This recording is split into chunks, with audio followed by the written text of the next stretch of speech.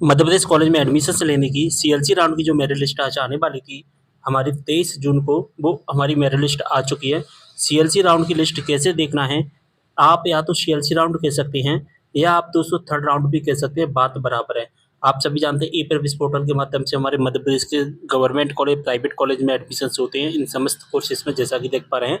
आज इसकी merit list कैसे चेक करेंगे, सारी इन्फॉर्मेशन बताऊंगा। तो दोस्तों सबसे पहले आपको इसकी ऑफिशियल वेबसाइट ई प्रवेश पर आना होगा। इस वेबसाइट का डायरेक्ट लिंक डिस्क्रिप्शन बॉक्स में मिल जाएगा, इस वेबसाइट पर आ जाना।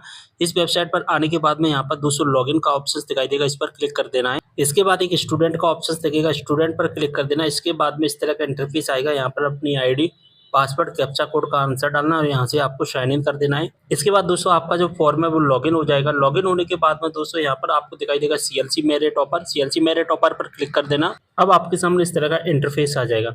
अब दोस्तों यहाँ पर आपको वो कॉलेज की लिस्ट दिखाई देगी जो आपने चॉइस फिलिंग के टाइम पर फिल की थी, ठीक है। चॉइस फिलिंग के टाइम पर हमने जो भी कॉलेज यहाँ पर सिलेक्ट किए थे उस कॉलेज की लिस्ट यहाँ पर आपको दिखाई दे जाएगी।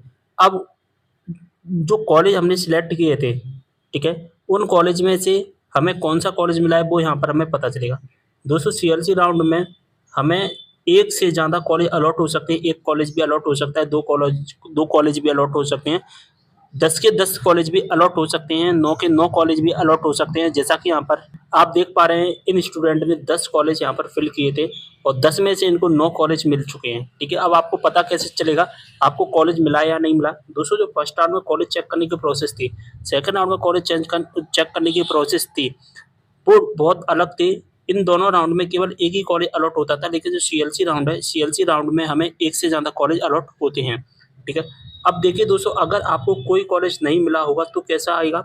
अगर आपको कोई कॉलेज नहीं मिला है तो वेटिंग दिखाई देगा इस तरह से, ठीक है, वेटिंग दिखाई देगा। लेकिन अगर आपको कोई कॉलेज मिल गया है तो इस तरह से दिखाई देगा एक्सेप्ट एंड पेमेंट। अगर नहीं मिला है तो वेटिंग, अगर मिल गया है एक्सेप्ट एंड पेमेंट। अब आपको जो भी कॉलेज मिला है, अगर आपको पसंद का कॉलेज मिला है तो फिर आपको एडमिशन से लेना है। अब एडमिशन लेने के लिए क्या करना पड़ेगा, जैसे कि हमें एक कॉलेज मिला है 1 नंबर पर और ये हमारी पसंद का कॉलेज है, ठीक है, तो हमें क्या करना होगा, एक्सेप्ट एंड पेमेंट पर क्लिक करना होगा। जैसे ही हम एक्सेप्ट एंड पेमेंट पर क्लिक करेंगे, इसके बाद में एक्सेप्ट एंड पेमेंट की जगह पर क्या लिख कर आ जाएगा, ऑटोमेटिकली डिलीट लिख कर आ जाएगा। जैसा कि एक स्टूडेंट के केस में यहाँ पर लिख कर आ गया है।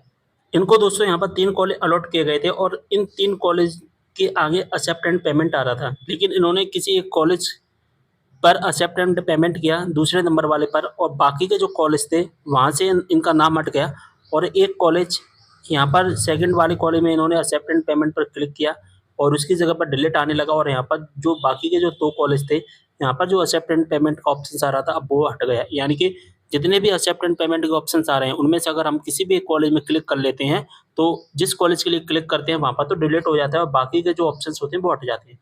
और जैसा कि देख पा रहे हैं इन कॉलेज में इनका क्या चल रहा है, वेटिंग। तो जब वेटिंग चल रहा है तो सीधा सा मतलब है कि हमें कोई भी कॉलेज नहीं मिला है, ठीक है। अब दोस्तों वेटिंग मिलने अगर हमारा चल रहा है तो हमें क्या करना है, तो हमें क्या करना है, हमें केवल और केवल अपने कॉलेज में जाना है। कॉलेज में जा कर के ही हमें अपनी वेटिंग क्लियर करवानी है। लेकिन वेटिंग क्लियर कब होगी, जब हमारी जो वेटिंग है और जो हमारी सीट हैं वो बहुत ज़्यादा पास में है। जैसे कि इनकी वेटिंग 30 है, कॉलेज में सीटें खाली कितनी है, 24। तो अंतर कितने का आ रहा है, 6 का। तो 6 का अंतर आ रहा है ना। आप अब कॉलेज में जाकर अपना जो कि सीट क्लियर करवा सकते हैं, अगर कॉलेज वाले चाहें तो कर सकते हैं, डिपेंड कॉलेज पर करता है, ठीक है। आपको कॉलेज में जाकर के बात करनी होगी। अगर 20 से 30 सीट का अंतर आ रहा है या ज़्यादा से ज़्यादा 50 सीट का भी अंतर आ रहा है वेटिंग में और खाली सीटों में, तो आपकी सीट क्लियर हो जाएगी। अगर ज़्यादा अंतर है जैसे कि 100 का, 80 का, 90 का, 200 का, 250 का, 400 का, 500 का, तो फिर कॉलेज जो कि आपकी जो कॉलेज की जो वेटिंग है वो क्लियर नहीं हो पाएगी। इस बात का आपको ध्यान रखना, ठीक है। अब हमने यहाँ पर एक कॉलेज है, इसको एक्सेप्ट कर लिया। एक्सेप्ट करने के बाद में अब हमें अपना क्या करना है, अलॉटमेंट लेटर डाउनलोड करना है। तो अलॉटमेंट वाले ऑप्शंस पर क्लिक करेंगे, यानी कि दूसरे नंबर पर जो ऑप्शंस है वहाँ पर क्लिक करेंगे। क्लिक करने के बाद इस तरह का इंटरफेस आएगा, ठीक है। यहाँ पर चेक मार्क करने के लिए बोलेगा आपसे, वेरीफाई का ऑप्शन आएगा, वेरीफाई कर देना। वेरीफाई होने के बाद में इस तरह का इंटरफेस आएगा और आपसे बोलेगा कोई स्कॉलरशिप सिलेक्ट करिए। अगर आपको कोई योजना का लाभ लेना है तो सिलेक्ट कर लेना, अगर लाभ नहीं लेना है तो कोई योजना का लाभ नहीं लेना पर क्लिक करना, यहाँ से सेव स्कॉलरशिप पर क्लिक कर देना। अब आपसे बोलेगा अपने सब्जेक्ट सिलेक्ट करिए, यूजी के जो स्टूडेंट होंगे उनसे सब्जेक्ट सिलेक्ट करवाए जाएंगे, पीजी के जो स्टूडेंट होंगे उनके सामने जो सब्जेक्ट सिलेक्शन का जो ऑप्शन है वो नहीं आएगा। ठीक है, मेजर यहाँ पर बाय डिफॉल्ट सिलेक्ट आएगा। ठीक है, मेजर के यहाँ पर 3 पेपर होंगे, माइनर में से आपको जो विषय अच्छा लगता है वो आपको सिलेक्ट करना होगा। इसके 2 पेपर होते हैं, यानी कि जब एग्जाम आपके होंगे उस टाइम पर, लेकिन सब्जेक्ट अभी सिलेक्ट एक ही करना है। इसके बाद एमडीसी में आपको जो रखना हो वो रख सकते हैं, आपको अपनी पसंद का फेवरेट जो भी सब्जेक्ट है, इसमें 1 पेपर होता है। इसके बाद वोकेशनल में जो सब्जेक्ट रखना है वो रख सकते हैं। ठीक है, इसका भी 1 पेपर होता है। और एमडीसी, मेजर, माइनर, वोकेशनल एक क्या होते हैं इसके बारे में डिटेल वीडियो मैंने बना रखे हैं अपने यूट्यूब चैनल पर। आप यूट्यूब पर सर्च करोगे तो आपको मेरी वीडियो मिल जाएंगी, या आपको लिंक डिस्क्रिप्शन बॉक्स में भी प्रोवाइड करवा दूँगा। इनमें से भी आप कोई एक सिलेक्ट कर सकते हैं। ठीक है, इसके बाद में आपको पेमेंट करना है। पेमेंट पर जैसे ही हम क्लिक करते हैं तो हमारे सामने इस तरह का इंटरफेस आता है। अगर हमारे कॉलेज की फी 5,000 रुपये और 5,000 रुपये से कम है तो फिर हमें एक बार में पूरी की पूरी फीस ही भरनी होगी। जैसे कि इनकी टोटल फीस 1684 है, तो 1684 रुपये हमें एक बार में ही सबमिट करनी है। लेकिन अगर इनकी फीस 1684 की जगह पर अगर यहाँ पर 7,000 रुपये होती तो हमें कितनी फीस देनी होगी? तो हमें अब 5,000 रुपये देनी है। यानी कि क्या नियम है, अगर किसी कॉलेज की फीस 5,000 रुपये से कम है तो एक बार में पूरी फीस देनी है। अगर किसी कॉलेज की फीस 5,000 रुपये या 5,000 रुपये से ज़्यादा है तो फिर 2 टुकड़ों में फीस जमा होगी। 5,000 रुपये अभी एडमिशन के समय, बाकी की जो शेष फीस होती है वो शेष फीस कहाँ पर जमा होती है? वो कॉलेज में जमा होगी। ठीक है, जैसे कि 5,000 अभी जमा कर देंगे, 2,000 बचेंगे, 2,000 कॉलेज में जमा होंगे। ठीक है, बात समझ में आ गई होगी आपको अच्छे से। अगर हमें कोई कॉलेज अलॉट होता है तो इस तरह से हमारे रजिस्टर्ड मोबाइल नंबर पर एक मैसेज भी आता है, यहाँ पर आप मैसेज भी देख सकते हैं। अब दोस्तों, अगर आपको कोई कॉलेज मिल गया है तो आपको एक्सेप्ट एंड पेमेंट पर क्लिक करके अपना जो अलॉटमेंट लेटर डाउनलोड करके फीस भर देना है। लेकिन अगर आपको कोई कॉलेज नहीं मिला, जैसे कि वेटिंग दिख रहा है, तो फिर आपको उस कॉलेज में जा करके अपनी वेटिंग क्लियर करवानी होगी।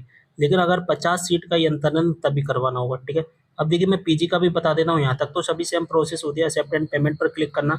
ठीक है, अलॉटमेंट वाले ऑप्शंस पर जैसे ही क्लिक करेंगे आप तो इस तरह से इंटरफेस आ जाएगा आपके सामने। ठीक है, देखिए मैं एलएलबी यानी कि पीजी का बता रहा हूँ स्टूडेंट का।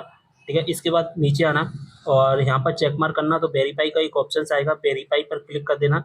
वेरीफाई होने के बाद में इस तरह से इंटरफेस आएगा। यहाँ पर आपसे स्कॉलरशिप सेलेक्ट करने का ऑप्शन आएगा। अगर स्कॉलरशिप लेना है कोई चीज़ तो स्कॉलरशिप सेलेक्ट करना, अगर नहीं लेना है तो कोई योजना का लाभ नहीं लेना पर क्लिक करना, सेव स्कॉलरशिप पर क्लिक कर देना और डायरेक्ट यहाँ पर पेमेंट का ऑप्शन आ जाएगा। अगर कोई आप स्कॉलरशिप सेलेक्ट करोगे तो आपकी जो फीस है पूरी पूरी माफ हो जाती है, फिर 10 रुपये प्लस एनरोलमेंट चार्ज ही आपको देना होता है। अगर कोई स्कॉलरशिप का लाभ नहीं लोगे तो फिर आपकी जो फीस है टोटल वो देनी होगी।